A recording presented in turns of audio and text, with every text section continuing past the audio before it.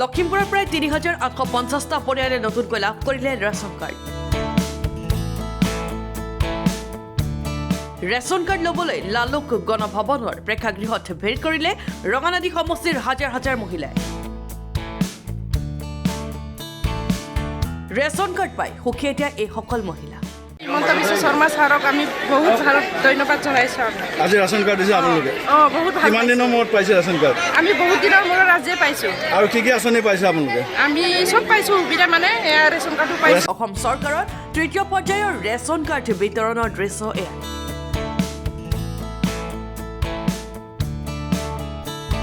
এই ration card বিতৰণী অনুষ্ঠানত মুখ্য অতিথি হিচাপে উপস্থিত থাকে ৰঙানদী সমষ্টিৰ যুৱ নেতা ঋষিৰাজ হাজৰিকা।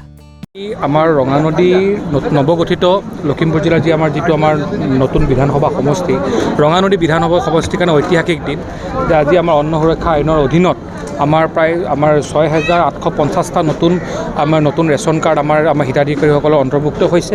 আৰু ইয়াৰ জৰিয়তে আহিবলগীয়া সময়টোৰ যিসকল কিছু ইয়াত বাদ পৰি গৈছে তেওঁসকলকো আমি আগন্তুক দিনত আমাৰ এই ৰেচন কাৰ্ডৰ জৰিয়তে অন্তৰ্ভুক্ত কৰি আমি সমগ্ৰ বিধানসভা সমষ্টিটোতে এটা যাতে প্ৰত্যেকজন ব্যক্তিৰে মানে যিসকল ব্যক্তি ৰেচন কাৰ্ড পাবলগীয়া হয় তেওঁলোকে প্ৰত্যেকেই যাতে ৰেচন কাৰ্ড পায় তাৰ বাবে এইখন চৰকাৰ দায়বদ্ধ।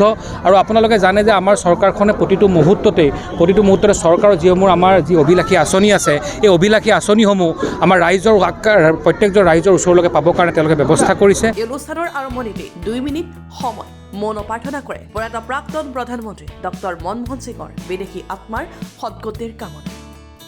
প্ৰাক্তন প্ৰধানমন্ত্ৰী মনমোহন সিং ডাঙৰীয়াৰ আজি বিয়োগ হোৱাৰ বাবে আমি কেৱল আনুষ্ঠানিক অনুষ্টুপীয়াকৈ আজি আমি এই বিতৰ অনুষ্ঠান আয়োজন কৰিলোঁ।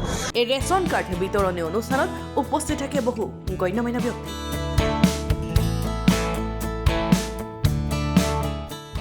Bureau' report, Lakhimpur.